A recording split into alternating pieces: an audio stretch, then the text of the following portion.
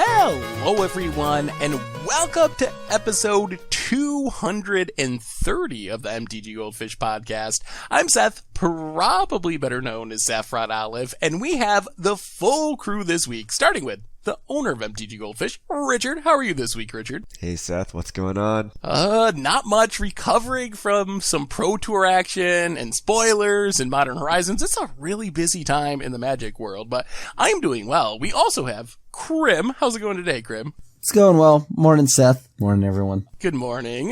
Good to see you guys. So today, it's a busy Magic week. I just said that. We got plenty to talk about. Main topics are going to be Core Set 2020. We have almost the whole set now, not quite, but a good percentage of the set. Most of those cards new since last week, so a ton of spoilers to talk about. We also had Mythic Championship III that wrapped up yesterday, actually, in Las Vegas, so we're gonna talk a bit about the Pro Tour / Mythic Championship, and then, of course, your fish mail. But let's start off with the fun stuff. So, Core Set 2020 is releasing. I think pre-release is not this weekend, but the next weekend, release after that. We have almost a full set though. So before we get into the individual cards, how are you guys feeling about this set now that we've actually seen most of it? For power level of a core set, I think I didn't believe it at first, but now I definitely agree that it might be one of the best core sets.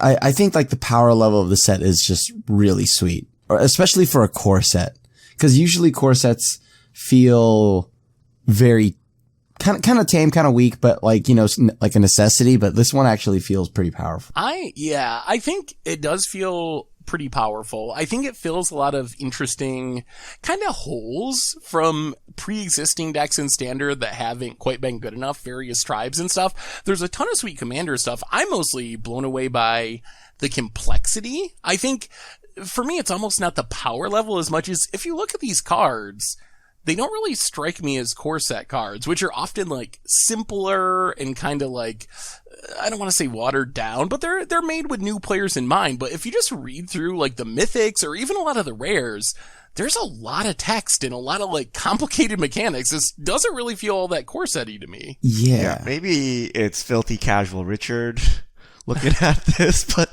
it feels like a commander set. Like I look at a lot of these cards and I'm like, I don't know what you would do with this in Standard, but it's clearly here for Commander. We have like a cycle of legendary creatures spanning 3 colors.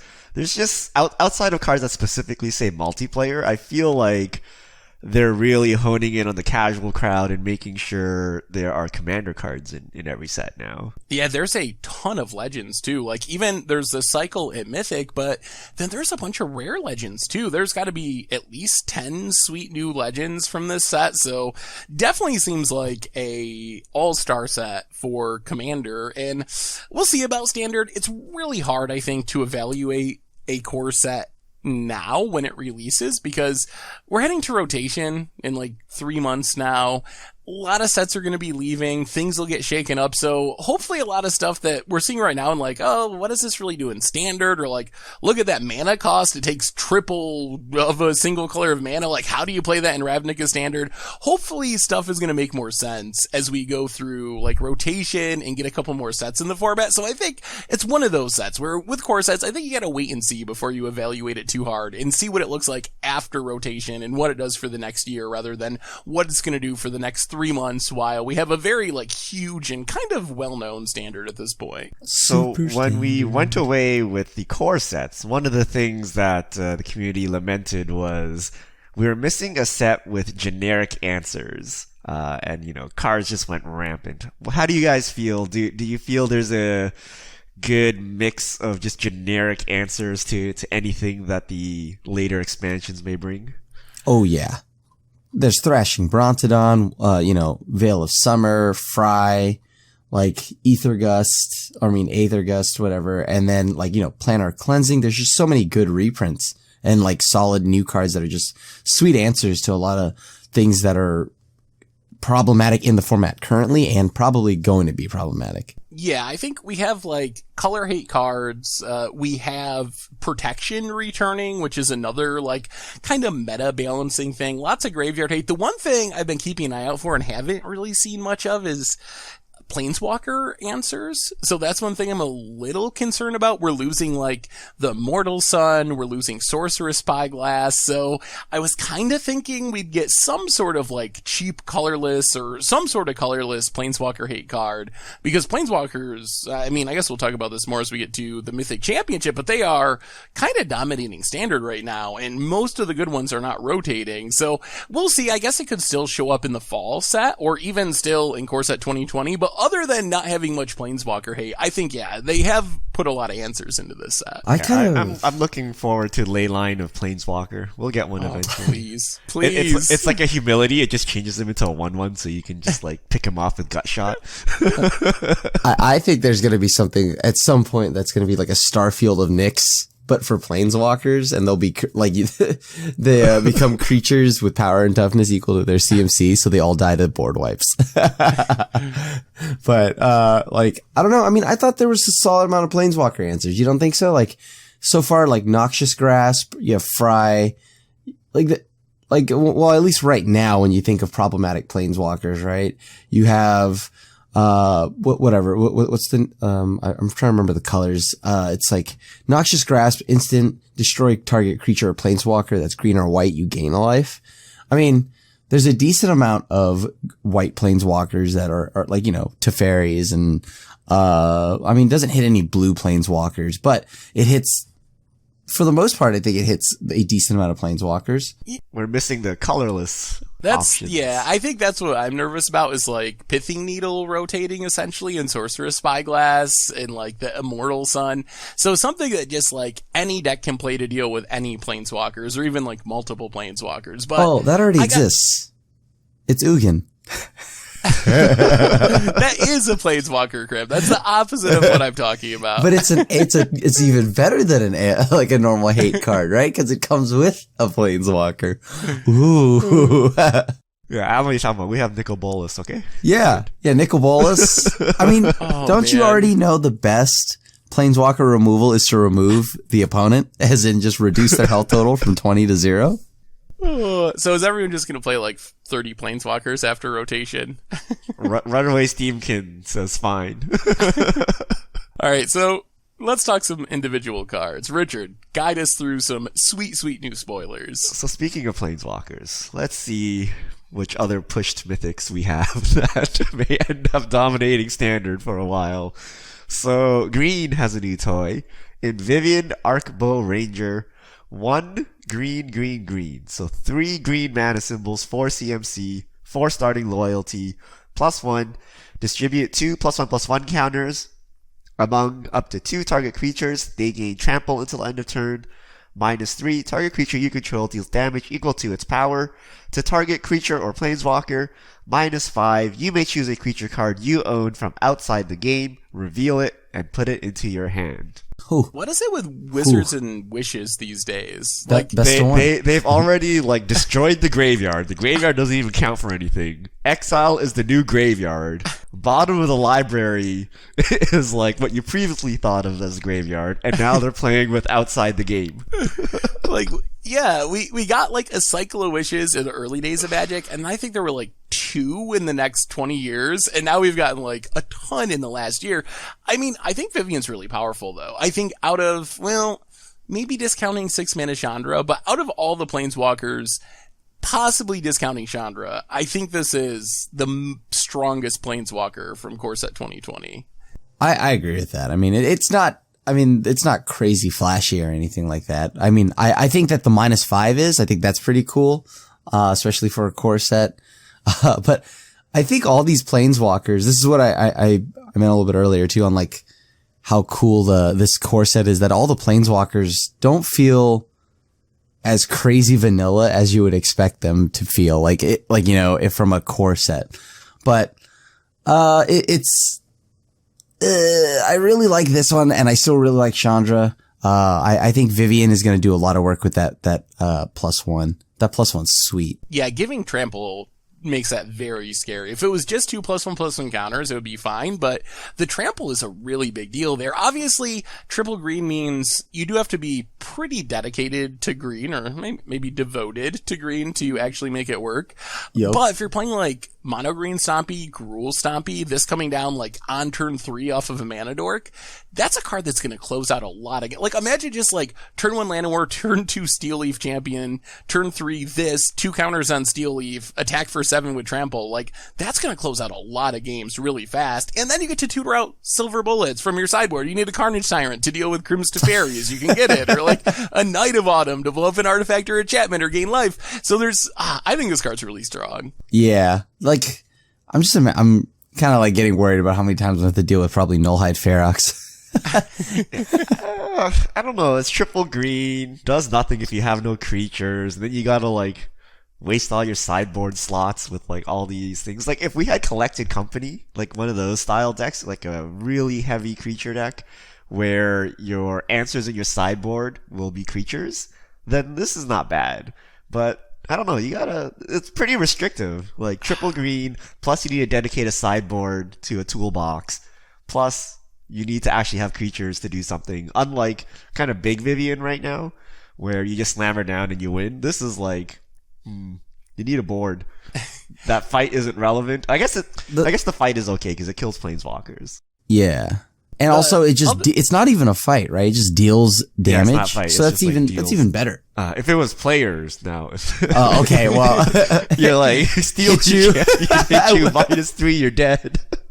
I think the other thing is, we've seen the -5 ability, the Wish ability, be especially important to Best of One. So I think that's another part of this design is, I think this is a card that's probably even better because one thing we've learned about Best of One in the last year is if you can cheat and actually have a sideboard while other people don't have a sideboard, it gives you a really big advantage. So I think that's maybe part of the reason we're seeing all these Wish effects is another like side effect for Wizard trying to include some Best of One abilities onto cards. That's a really good point. Alright, next up we have Sorin, Imperious Bloodlord, 2 in a black, 4 starting loyalty, +1. Target creature you control gains Death Touch and Lifelink until end of turn. If it's a vampire, put a +1/+1 counter on it. +1, you may sacrifice a vampire. When you do, Sorin deals 3 damage to any target and you gain 3 life. -3, you may put a vampire creature card from your hand onto the battlefield. Huh. I'm kind of curious what kind of like vampires are going to come out of all of this because all your vampires that are really good are going to be like rotating, right? In a couple months. But I think this is going to be fun for EDH more than anything else. Yeah, I think that Sorin is very strong. It's obviously very, very narrow. You have to play it in a vampire deck for it to really do anything. But in a dedicated vampire deck, it's got a lot of good and relevant abilities. The thing that's a little awkward is the -3. I looked through like all the vampires in standard and you don't really have a lot of big vampires to put into play, especially good big vampires. So the -3, probably a little less frightening than it looks when you read, oh my goodness, I get to put something into play for free. Like vampires are kind of naturally safe as far as that's concerned, but it seems like a strong card for a vampire deck. And for right now, we still do have all the Ixalan vampires. So maybe like heading into rotation, you can make it work. -3 Sky March Aspirant. The 3 mana blue enchantment that turns everything of yours into a certain creature type. Yeah. Boom. Make everything a vampire. And there you go. There's your against the odds. Yeah, this would be sweet in EDH. Dare I say modern? You Sorin and then you -3 of Morophon. Ooh. And then you go nuts. Yep. Totally. I mean, but for standard, if we had an Aristocrats deck, which I don't know that we have enough vampires or blood artists, especially with rotation, this is pretty, like, the +1 is a lightning helix when you sacrifice a vampire. So, I don't know, maybe? Depends on what we get in the future sets. If they keep pushing vampires or return to Innistrad or whatever, this could be pretty interesting. Yeah. It's definitely a very powerful card once there's a vampire deck. Yeah, I think the weirdest thing about this core set for me is how many of the cards seem focused on existing tribes, and I can't really figure out if Wizards is trying to like give vampires, for example, one last push before they rotate in a couple months, or if all those tribes are going to be like returning, because we're seeing like spirits, but they rotate. We're seeing dinosaurs, vampires, like almost all the Ixalan tribes are getting these support cards, but they're leaving really soon. So I'm having a hard time figuring out what that means. Like if we're getting another tribal set in the next year of Standard, or if they're just trying to like give those tribes one last push before rotation. No, they're just printing cards that new players will like. Right? Like, oh, okay, Commander Legendaries, cool. Lots of tribal cards, cool. And then core sets are made for new players, so they'll hopefully draw them in. That's my theory. Like I don't Octoprofit. Yeah. All right, next up, we have Mu Yanling, a Sky Dancer, 1 blue, 2 starting loyalty. +2, until your next turn, up to 1 target creature gets -2, -0, and loses flying. -3, create a 4/4 blue elemental bird creature token with flying. -8, you get an emblem with islands you control have tap, draw a card. Well, that ultimate's pretty good. Yeah, I would love to be able to tap my islands to draw a card. It's like a blue version of Cost Ultimate almost. I really want to like Mu Yangling. I think the problem is, and I think this is a side effect of War of the Spark and all the Planeswalkers, is we have so many really good Planeswalkers that when I see Mu Yangling, I'm like, okay, this is fine. And maybe in a normal Standard where we have, 15 total Planeswalkers or something, I would be excited for it. But when you see Mu Yanling and you have Teferi in the 3-drop slot, Narset in the 3-drop slot, you're just like, is this really going to beat out the 3-mana Planeswalkers we already have? And I think the answer is sadly, probably no, even though it's a sweet ultimate and a sweet card. All right, that sums up the evaluation of this card. The uncommon Planeswalker Narset has out-wrestled the mythic Mu Yanling for a spot in most decks, so yeah. I still like this card. I agree with Seth. It's a little rough. I don't know how, what deck would want this, right? Narset seems great and everything, and Teferi's obviously very good in format warping, so I don't know. Maybe you could play them all, just all of 3-mana Planeswalker tribal. We need collective company for Planeswalkers. Yeah, and then Mu Yangling, watch out. What is it? What's the Oath Watch card again? Like the 6-mana Coco? Oh. Yeah, it's a little expensive. We need 4-mana Planeswalker Coco. Printed at the wrong time. That would actually, if it had the restriction of 3 CMC or less, that would actually be pretty fair. I think you would just get no, it wouldn't. How is that fair? I'm fine as long as they don't hit the Teferi. It's fine.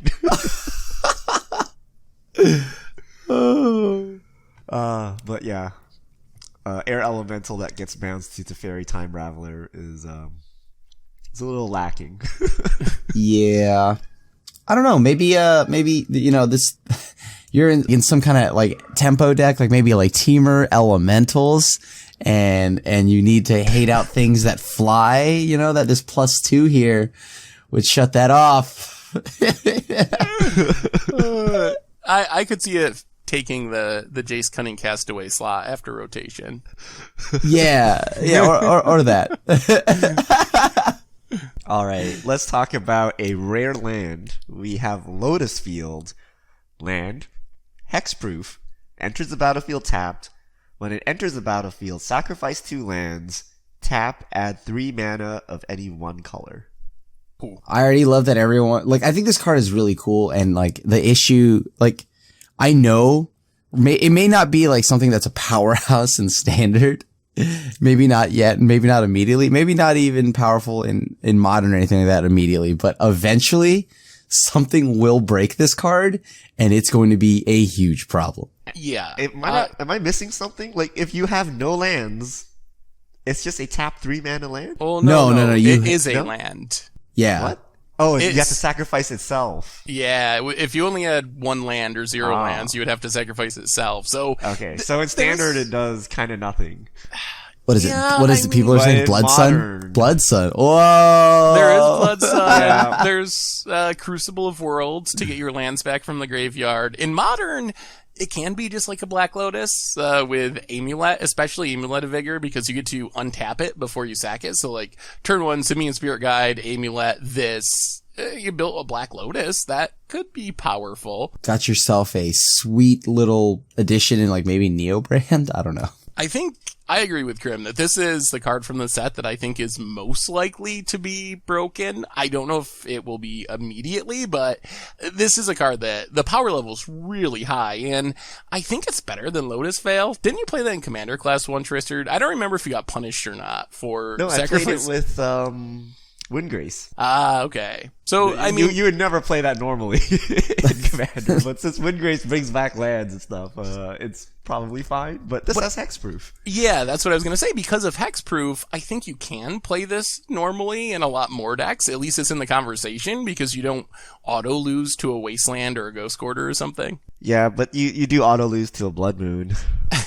So, yeah, but if true. you have a Blood Sun, profit. So I don't know, right? It's a strange card, but I feel like it will eventually become broken. Yeah, this will become it's like Lion's Eye Diamond or something. Like I don't know what it does, but like one day it'll become broken, like it became, and one day they're gonna print a very playable creature that prevents lands from triggering or something when they enter, and then this.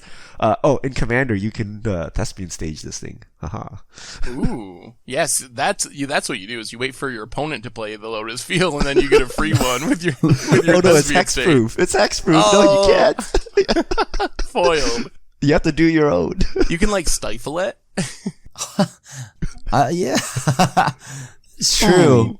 That is true. What is it, Repudiate? That's still in the format right now. You can play that. I mean, I have had several people send me deck lists that involve Blood Sun and Kiora, which can untap a land, or like Nissa that can untap lands. Like, if you have a way that you can untap Lotus Field, it can make an absurd amount of mana really quickly. I'm a little worried you're playing like bad cards to make a kind of good card work, but in the dream scenario, when it goes off, it's really going to go off. Yeah. I'm thinking of, was it Teferi? Urza? No, Teferi. The Teferi Planeswalker for Commander that untaps permanents. Ooh, oh, It's 6 a mana 3-color one? land that doesn't get, like, obliterated, so it's gonna be good. So, like, you think it'd go in, like, a stacks deck? Because I think that's what that Teferi mostly is, right? Yeah, it's a stacks deck, but to actually win, it needs something that produces more than 1 mana to go infinite. Oh, yeah. So... Especially if there's, like, orbs and stuff out. Only untap 1 land. I'll untap this one. You're all caught up on this deck. Wasn't this like one of the first decks you played on Commander Clash, and you were like reading the primer? Yeah. Where I was like, hey, I was asked to partake like 2 minutes before. Yeah. Oh, okay. I'll read this primer as I go, I guess. Now you're an expert. I wouldn't say that. All right. Let's move on to the new Tarmogoyf. Rotting Regisaur. 2 in a black. 7/6 zombie dinosaur. At the beginning of your upkeep, discard a card. Does not die to Doomblade. Love it. This might be the most debated card that I've seen. What do you guys think? Like, is this card good? I look at it and I see the glass half full of like turn 1 Llanowar, turn 2 play this, kill your opponent in 3 attacks. But then I've seen other people that are like, it's just like stone unplayable. You can't play it, period. Where do you guys come down on this one? Unplayable in a fair deck. I think it's playable. I don't know if it's just, I think it's moderately playable. I just don't know what kind of, like, is there going to be a graveyard deck that could use this? Maybe. Like, we already have Command the Dreadhorde, so maybe filling up your yard isn't the worst thing. Yeah. So, I don't know. Maybe like a sideboard card to, like, bring in for, like, slow dirtily matchups, and you want to fill up your yard. But why do you want to fill up your yard? So you for Command the Dreadhorde? Like, just for Command the Dreadhorde? I mean, it could be sweet. I don't know. Maybe like there's an Anger or something like that reprinted. I don't know. I mean, I think this card is actually just very strong on its own. A 3 mana 7/6. Is it? Like, it just gets chumped by tokens all day. Not with New Vivian. Yeah, I think that the dream is turn 1 Elf, and then turn 2 Regisaur, and then turn 3 Vivian, and then hope they die in 2 shots. And it's all foiled by a single removal spell. I mean, yeah, it does die to every removal spell, right? That's the thing. It, like Tyrant Scorn, Cast Down, all of it. What's worse is if it's an instant speed or they have to fairy. They wait until you discard and then remove your creature, right? So it's like super feels bad. I mean, it is risky. It's obviously a risky plan, but it's huge. 7/6 for 3, like, those are some legit stats. I would expect the downside to be bigger. I think, as much as I love drawing cards, discarding a card on your upkeep does not seem like that big of a downside. I expect, like, can't attack unless you're empty-handed, or, like, something ridiculous. So, to me, it seems like maybe you could just play, like an all-in aggro style deck, the old like suicide black decks, or sure, my stuff has like a lot of downsides, but I'm just attacking, and I'm gonna try to kill you. If it doesn't work out, it doesn't work out. Like Phyrexian Negator or something. But it's it's just gonna attack into a bunch of tokens. Like no one plays creatures anymore. It's all planeswalkers. But I don't know, man. They're just gonna Teferi tuck this thing. And that is alright. That is I an don't issue. know. So would you take a 3-mana 7/6 and then your opponent has like a one-sided Liliana going? Right? Like it's... I will admit... Your cards matter. I admit to you that, yeah, like, if they play 3 mana Teferi and they just bounce this, like, it's like, nice. Start over. Because it doesn't... Yeah, that's actually fine. It doesn't do anything. It doesn't do anything, right? Like, it doesn't leave something behind, you know, like, that's the issue. Yeah, I mean, but Teferi's the upside is uncontested. It's still a 4-turn clock. It's kind of slow. How about this? What about like the Legion War Boss slot? You know how people like have 4 War Bosses in their sideboard and they bring it in to like when they're expecting not blockers and removal that hopefully can't deal with it after sideboarding? Could this do something similar out of the sideboard? The issue, War Boss works because War Boss creates like an army on its own. But this is an army on its own. Well, but it can be like solved with one spot removal. Whereas like sometimes, if they don't have it on the spot, War Boss eventually just runs away with the game. And yeah, you remove the War Boss, but there's like these like 50 tokens still on the board. Yeah, and you don't get the free upside of like a free arena token. Yeah. Opponents don't have their stop set. Yep. You don't get that upside. If I see red, I just put a stop usually. but yeah, the War Boss runs away red, with the I've game. never hit anyone with the Goblin Chain Roller, okay? It's just a 3/3 first strike and it's always removed. I'm sure as soon as someone knows you're playing Regisaur, they're just gonna hold their removal for it, right? So risky. All right. It is big though. I do like that. What about Modern? I mean, in Modern, maybe like Madness or something. We do have Unearth now, so maybe Modern is more situated where you can take advantage of the discard ability. It makes your Hollow one cheaper.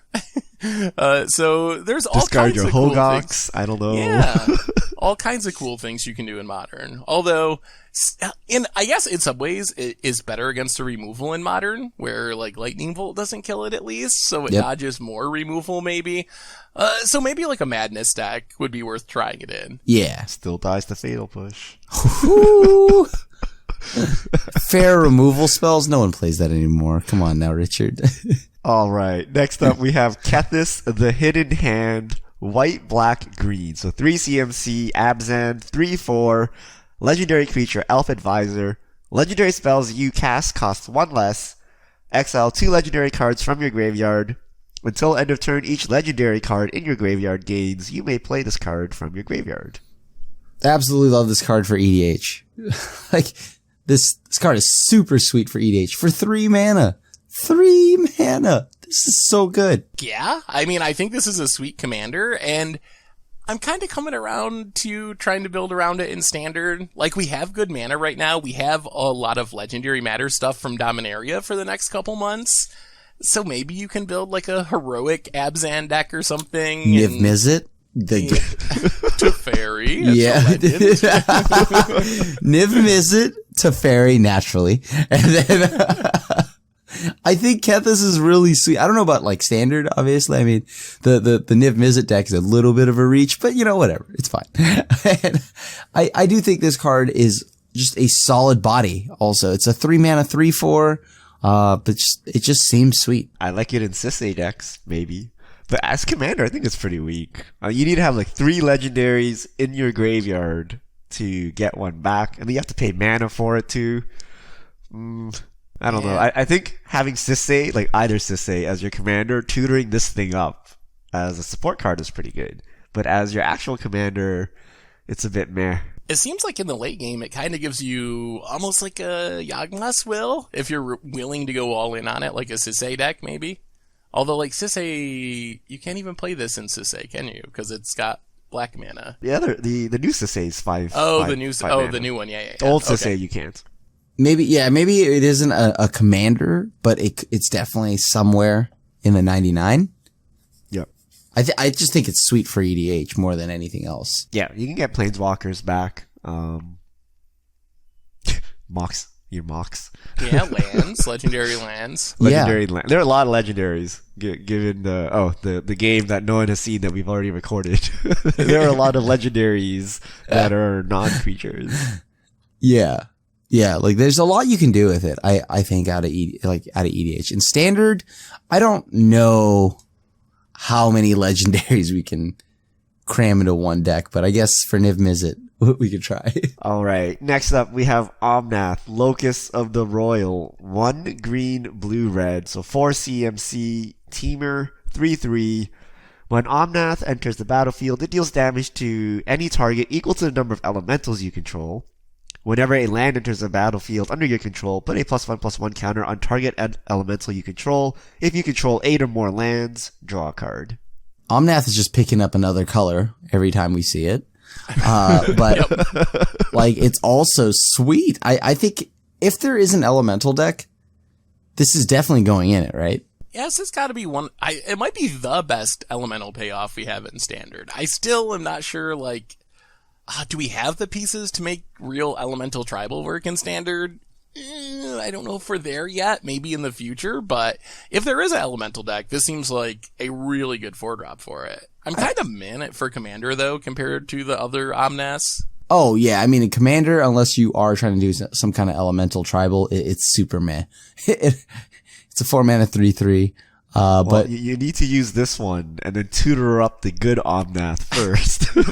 Play that, get some elementals, and then play this one.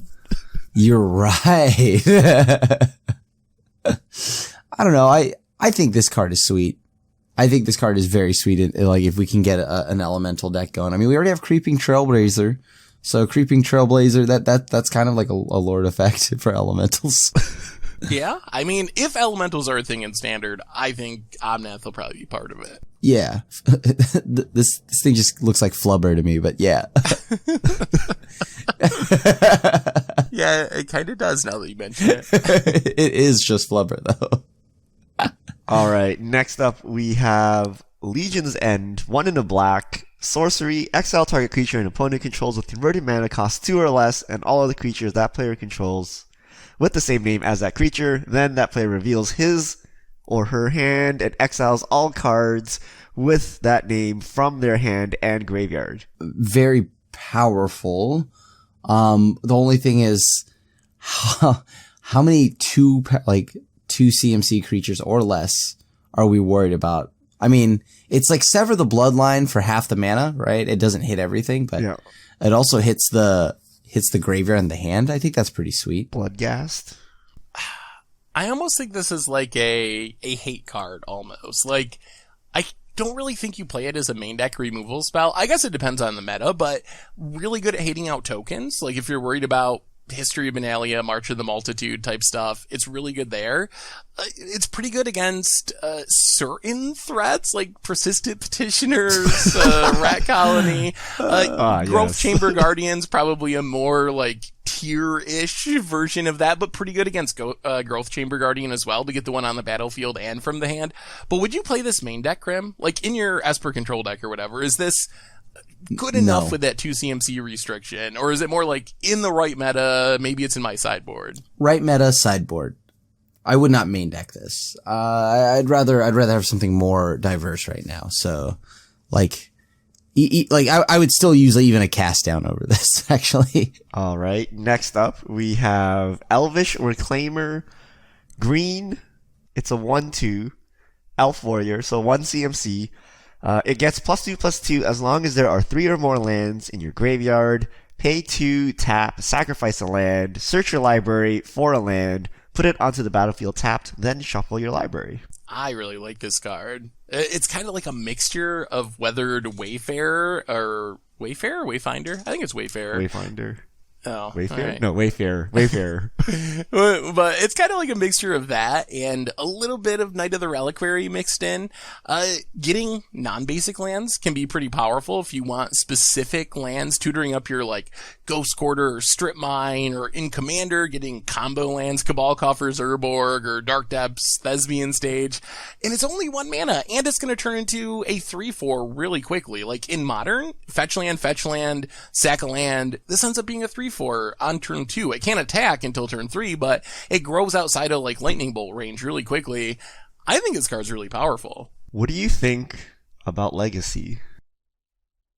Like, Fetch up that Cradle? Yeah, get a A Cradle. 1 mana 1/2? It's an elf? That might Or be is it elves like make too lot far of a mana. stretch? By the time you get to 2 mana and tap this thing, which is I guess turn 2, like, do you still want a Cradle? I think you want a Cradle. So this is good, right? Yeah. doesn't this slow down your game plan? I guess it's annoying that the land yeah. comes into play tapped. Like, wouldn't you rather just do something else? I don't know. But Cradle. Usually the card I fear most out of the elf deck is Cradle, right? And this is an elf that fetches a Cradle. It's I don't know, but we're gonna need an elf ball expert for this one, but that's interesting. It's kind of cool that it fizzles land destruction too. Like, if you just leave it up and your opponent goes to Ghost Quarter your Tron land or whatever, you can just sack it and get another version of the same Tron land. Like, I don't think you'll actually play this in Tron, but it is kind of another nice upside. Wait a minute. Would you play this in Tron? Why not? Maybe. I don't know if Tron has enough lands to sack. I guess you can, like, turn 1 Forest, turn 2, turn 3 Tron land, sack Tron land, get a Tron land. That kind of works.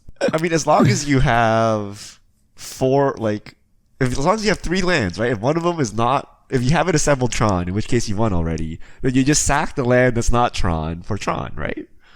Yeah. I mean, but you're turning on, like, Fatal Push and Lightning Bolt. I don't know. Like, does Tron want a random 1-drop that turns on its opponent's but if you have to removal? keep in those cards, like, Yeah. I don't know, is it? Maybe that'll work. It seems possible-ish. Alright, what if you sack a land, and then get Lotus Field, and then sack 2 more lands? Ooh. Boom, 3/4. Got him. There it is. Alright, how about Fry? 1 in a red, instant. This spell can't be countered. Fry deals 5 damage to target creature or planeswalker that's white or blue. I can't think of any planeswalkers or creatures that would die to this. It's like none at all. Like Teferi or any of them. Seems Or like a good way to Narset. kill Teferis. It's And just 2 mana Doomblade, just me.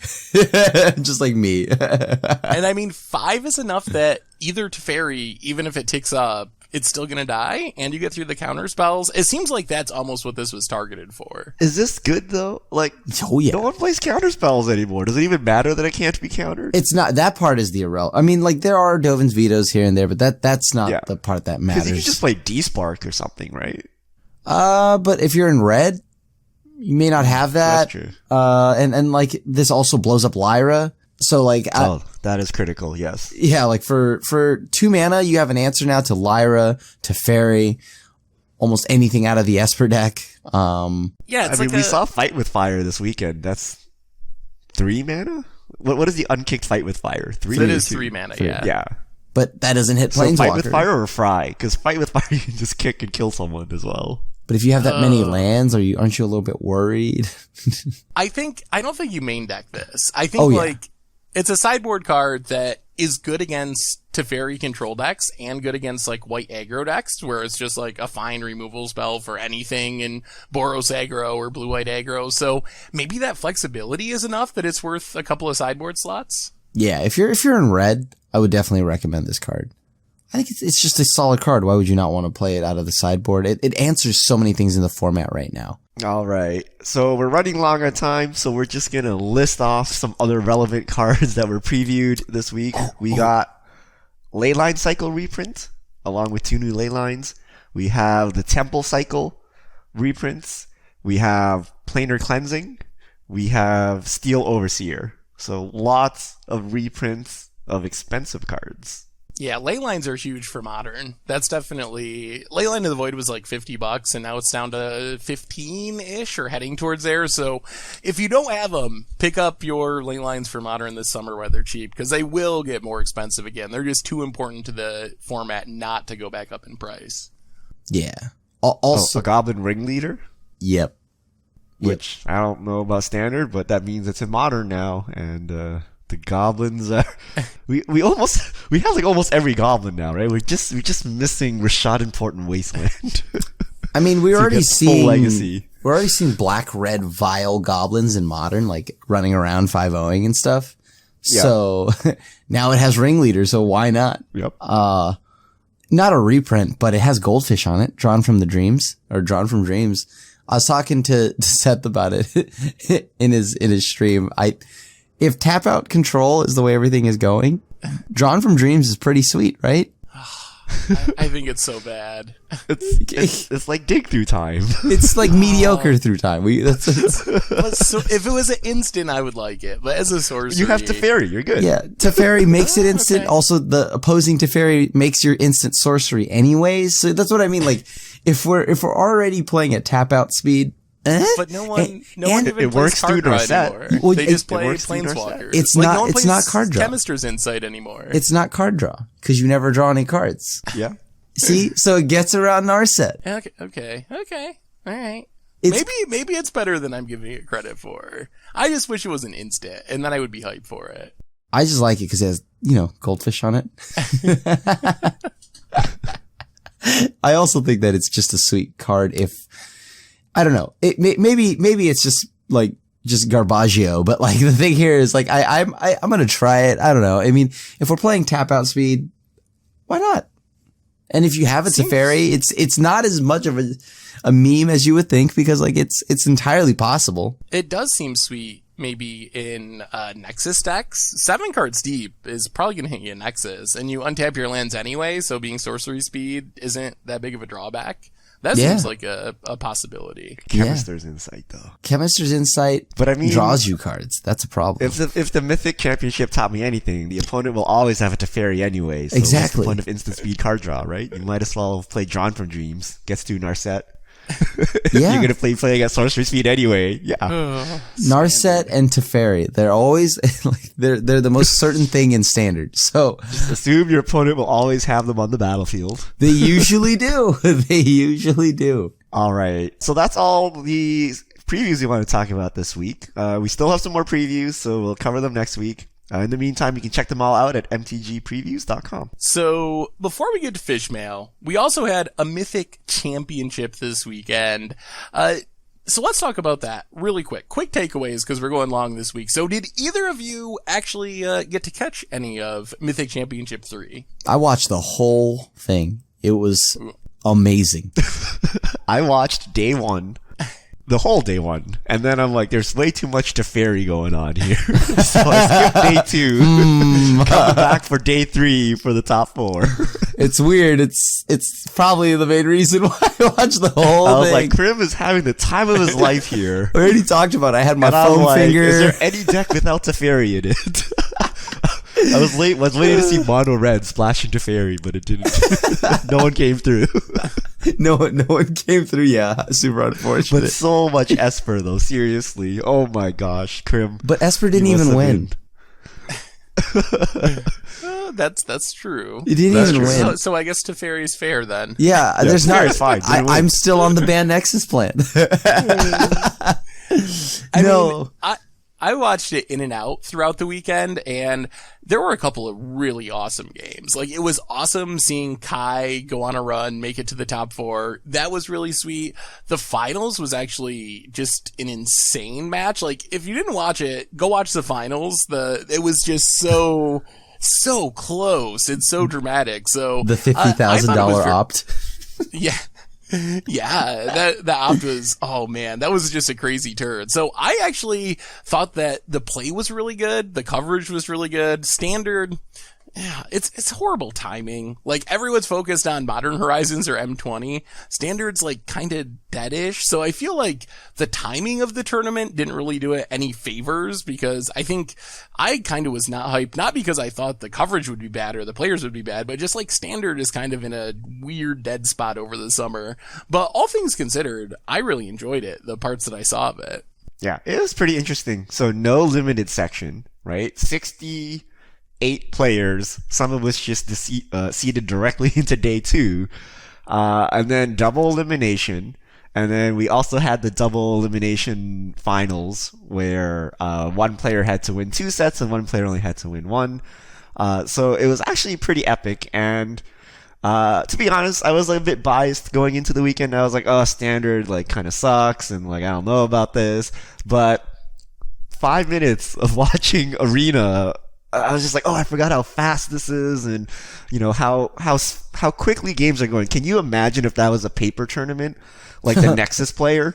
Like, dear God, right? Like every time he shuffles, it's like instant snap of a finger, right? If that was paper, man, every time he activates Ascanta, every time he shuffles back, Timeo, that finals would have taken like hours on paper, but on Arena, it was just quick and fast, no problem, right? So I actually really liked it, and it's giving me, I really want to see a new Standard with a new set using the Arena format. I think that would blow coverage out of the water and be one of the best events ever.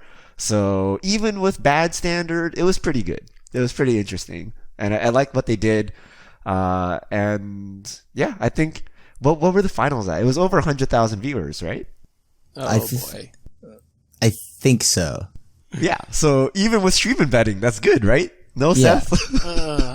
there's been a big conversation about it the last couple Did of they days. amp up the embedding? Is it like embedded more than before? So, I mean, there's my initial estimate, and a couple people have corrected me. I thought they were probably around 55K views, but then a couple other people said my math was wrong and it was more like 35K views, discounting the embedding. So I don't know. I don't know what to think of the numbers. Like, it looked good on paper. It sounds flashy to say over 100,000, and I don't think it was quite as high as the Mythic Invitational, but I don't know. I assume it was probably like a good Pro Tour. I don't think it was like 3 times as many views as we ever had for a Pro Tour before. But I think it was still a pretty, like, even discounting the embedding, I think it was still a solid and one of the more watched Pro Tours. So we've seen like bad streams with embedding, like MPL, right? Where even with embedding, the numbers are pretty lackluster. So given that this is a new Pro Tour format on a random weekend with Magic Fest Seattle going on and old Standard hitting, close to all-time highs, with or without embedding, like both math would be all-time high, right? It's pretty good, right? Yeah. Yeah.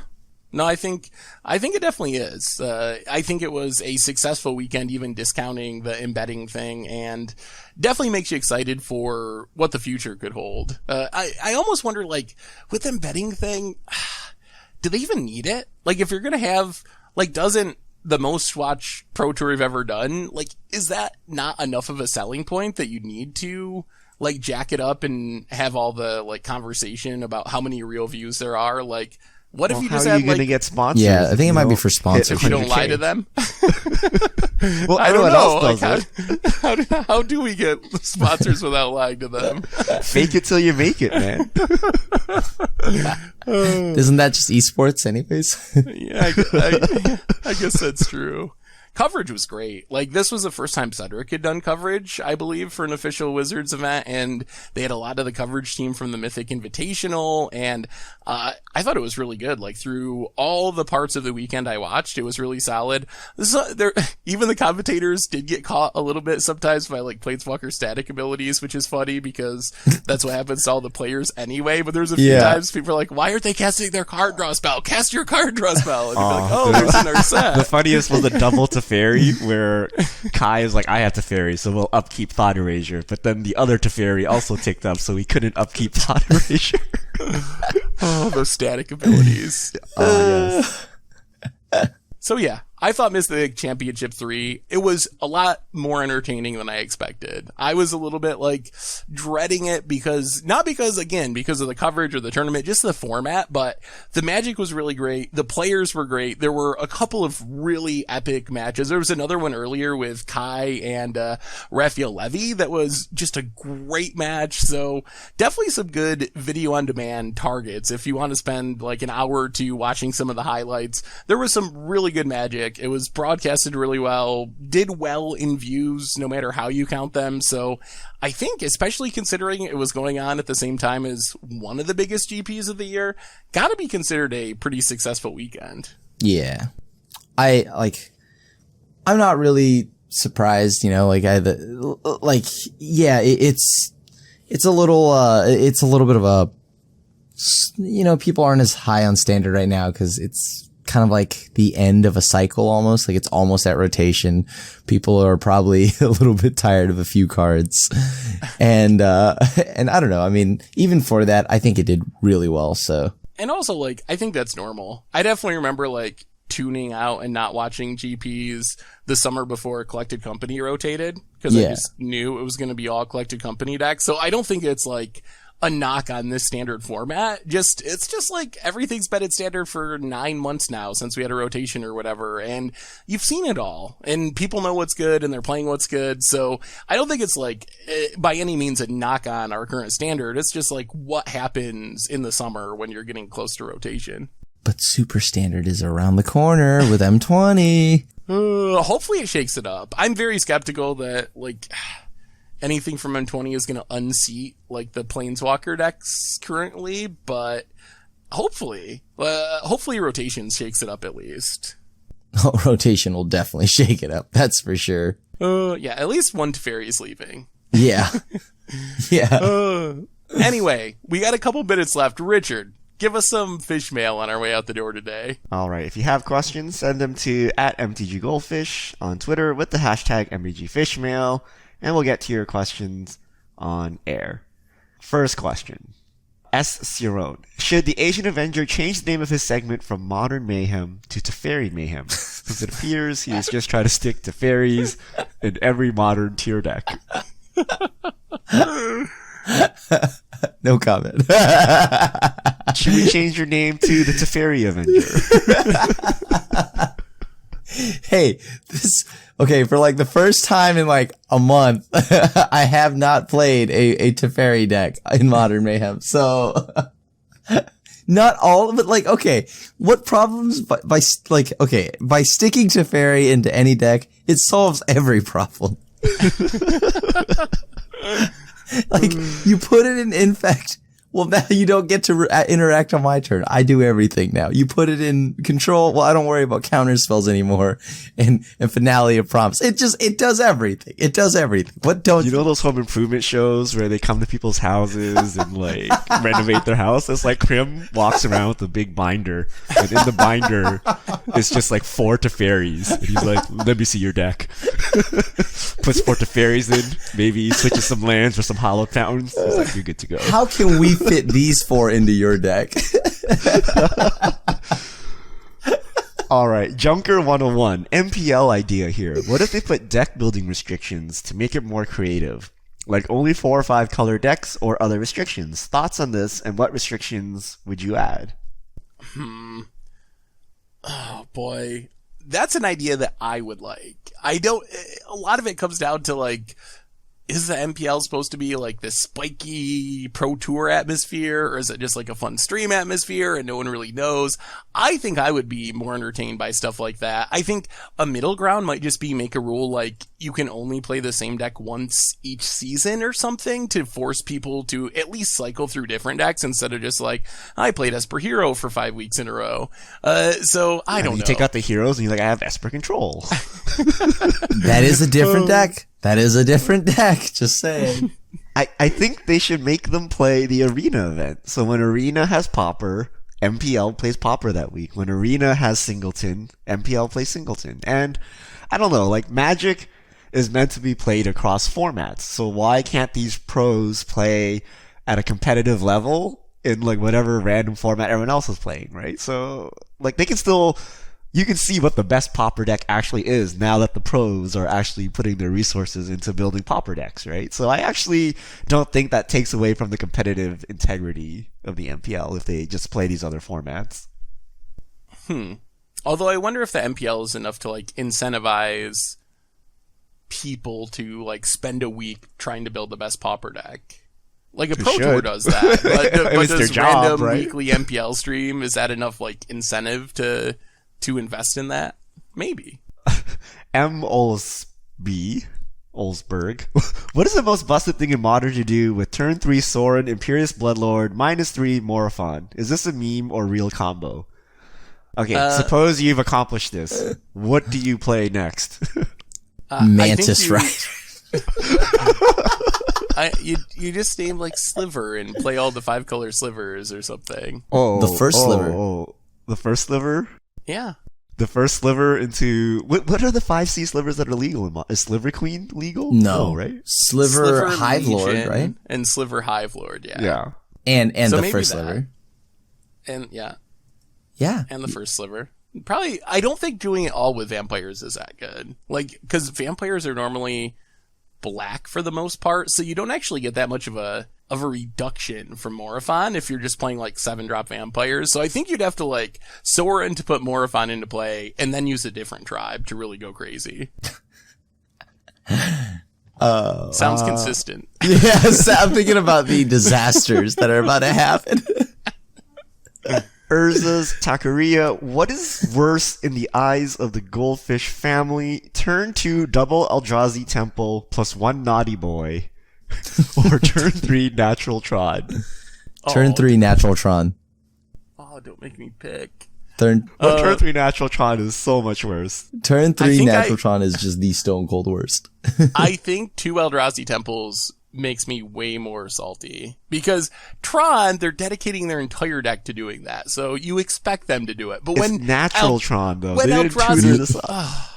okay. Yeah. You know what's irritating? Like a mull to 4 Natural Tron Karn, and you're like, what is this? Is this reality? Like, why? One lander, Natural Tron. Keep.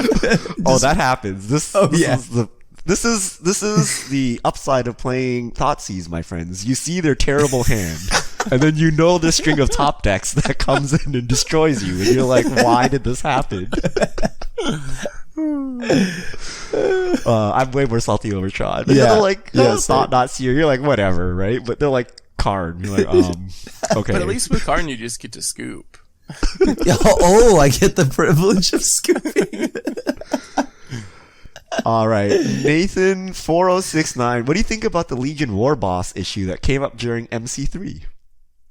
What was the issue? Did someone not announce their Legion War Boss? Oh, I think they had to announce. Oh, did someone not announce it? Or I missed that. That would be the only thing though, because you have to announce anything like that or like, wilderness reclamation. Yeah, I'm just gonna say that was super awkward because they actually tuned into the players' mics when they did this, and I'm like, I don't know why you have to make a big deal out of this because it makes it sound like the game is broken when it's not, right? Like at home, you would just put a stop or play full control or whatever, but for coverage reasons, they didn't want players doing that to slow it down, so they just made them announce. But then every time it happened, the commentators would just call attention to it and they would, pick up the mics, and it was just super weird and awkward. I don't know why they did it like that. So here's what they got to do. We already know they can make specific cards work differently than the rest of the cards. Like, for example, Expansion Explosion, it stops now, so you have a chance to copy your spell. So we know they can do that. So I think with Legion Warboss Wilderness Reclamation, just make it so when someone casts those, it automatically allows the opponent to stop on that phase. You get around the entire problem. It improves the game. You could even make it opt-in if you're worried about it slowing down casual players' games and just letting, more competitive players opt in under settings. So I think that would be a really good solution moving forward. And we know they have the ability to do it. But then I won't get my free token if I click fast enough. Token? Oh, yeah. That's like one of the clunkier parts on Arena. It's like improved so much that we're down to like these little fringe cases that are like annoying, but it is really frustrating to like not set a stop and be like, oh, I could have killed that wilderness reclamation and now I just lose. Yeah. All right. Last question. Run, Thunder, Snow. What will it take for Faithless Looting to get banned? In your last Mucha Brew, you played it over Manamorphos. People say the mana one is the true culprit, but it seems like looting is to blame.